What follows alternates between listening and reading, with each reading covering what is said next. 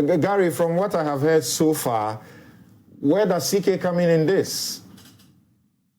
Well, I think that Kojo Adamensa said that, I don't remember the word he used. I think he said he basically tried to say that CK has become the scapegoat, or, it's always the FA that is a constant, but the coaches always keep going when we know what the structural issues are.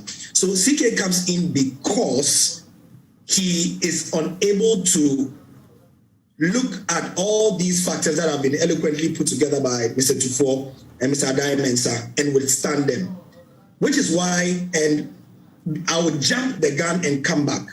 I personally have said in the past 2 weeks that based on everything that has been said right now, I don't think there is a local coach in Ghana right now.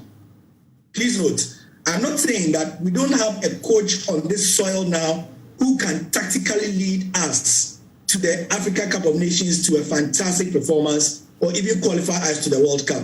I am saying there is no Ghanaian coach on this soil right now who, based on the factors that have been so eloquently put by Mr. Tufo and Mr. Adamensa, has the shoulder, the broad shoulder, to say no when required and to tell people to stand in their place, or, as Dr. Anyaho Tamaklo said a couple of days ago on Joy FM, to take a pen and resign because he is being faced with interference.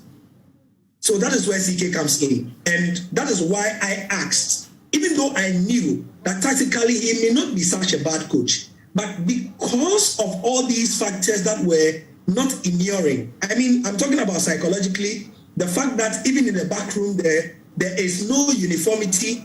There is the fact that the people who hired CK Akonnor did not trust him even at the time he was given the job.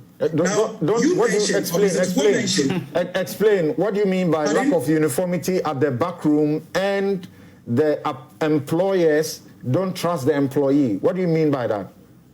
Mr. Tufo mentioned an interview Keto Kraku granted on Joy FM, where he mentioned in that interview that, the time where Black Stars coaches will put forward their squad and nobody will talk about it is over. It was in April, on April 10, I did an interview. In preparing for that interview, I'll give you an idea into why I asked the questions I did. In my research and in my asking questions before preparing for that interview, I was told, not once, not twice, not 3 times, that CK Akonnor was not the first choice for the GFA. And I think that Mr. Kojo Adamensa and Mr. Kaltufo will tell you this for free. Don't charge you any consultancy. So how are you going to work as CK Akonnor with a glad heart, without feeling pressure, without feeling that your people have your back, when the people who are superintending your work on a day-to-day basis don't even trust you? Which brings to bear a problem we have had from independence. Now, because we don't have time, I'm just keeping everything concise. But in 2 minutes, I'll explain something. Mr. Kojo Adamensa mentioned that in 2006, it seemed that all the parts of the wheel, all the cogs of the wheel worked in harmony, and we had the best. Is what I have seen, the best I have seen in my lifetime as well. So what does he mean?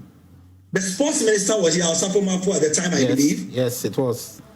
You had the GFA president who had just come, Abba Fresh, Kwesi Nyantechi. Yeah. He knew that the entire system was against him because of the ageist society that we are in. Oh, he's a small boy. So he was doing everything possible to ensure that it works. So even when, the usual bureaucracy and things came in, he made concessions just to ensure that we got what was right. Sponsorship was at the best time. We had companies like Goldfields and others who trusted in the vision and came together and made monies available. However, there is something that we probably are forgetting. We were in a kind of situation that we found ourselves in the post-ANAS era, where Keto Kraku's administration had a fantastic opportunity to do same. We had come from the old GFA chairman, so remember, Kwesi Nyantechi had become the first president of the GFA.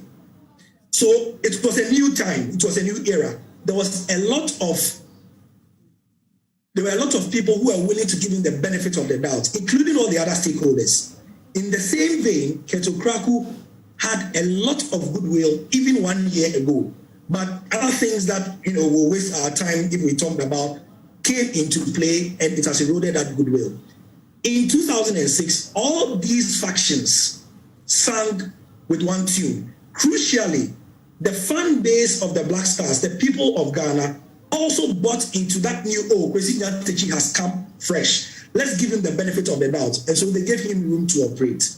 Let's come down to Keto Kraku's administration. He and his administration were given a lot of room to operate.